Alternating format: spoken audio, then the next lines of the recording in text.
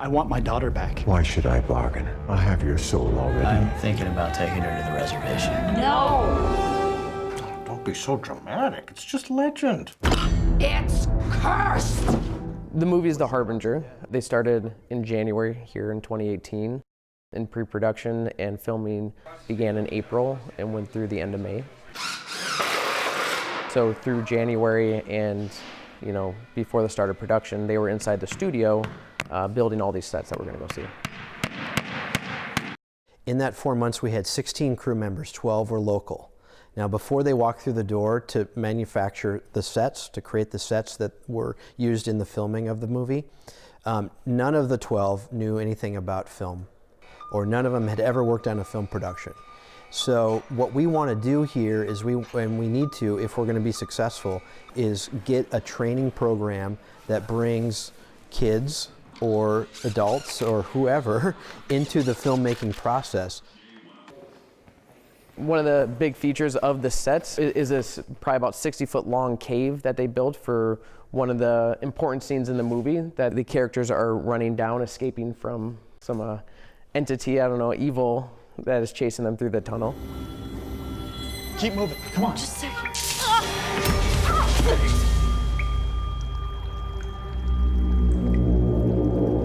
So this is now a permanent thing that you can offer people, right? Yeah, I mean, the wonderful thing about the location of this tunnel is it's kind of tucked out of the way. Since we have so much space in the studio, they're able to build this very large tunnel, not in the main portion of the studio. So we're able to keep it around. We have a lot of interested productions that want to come and film in a tunnel. It's great to be able to say we got a 60-foot tunnel, bring your production here and take advantage of it. And there's a surprising amount of interest to do that. Well, we're a fully integrated studio. And what that means is we have equipment, we've got space, we've got relationships with vendors that can help every aspect of a film production. So, to really make an industry in an area, it's like manufacturing. And so this space is that. It's a factory of production. It allows people who can do more than just the mines, where some of the set building and the carpentry and the electrical and having that for the community is fantastic, because I don't like telling kids that come out of school, go get a job down in the cities. I want it to be here. You can make a living in movies. It will take the support of the community, of the state, of people raising their literacy to encourage it, to be willing to not make resistance, to help. I don't think there's a doubt that it can make a living. It's like we just have to make it fit. If you were to film on the North Shore, it could look like you're in Massachusetts. If you were to film in an open pit mine, it could look like you're in a desert or in the Grand Canyon.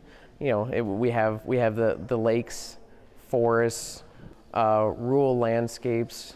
Then we also have the soundstage, where it's always 75 and sunny.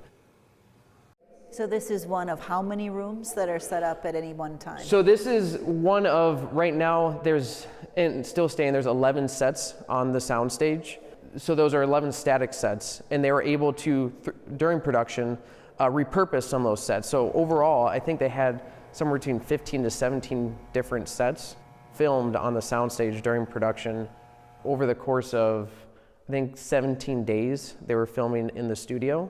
So there's a lot of efficiency being able to shoot all those locations right here on the soundstage. And that was definitely a benefit to the production.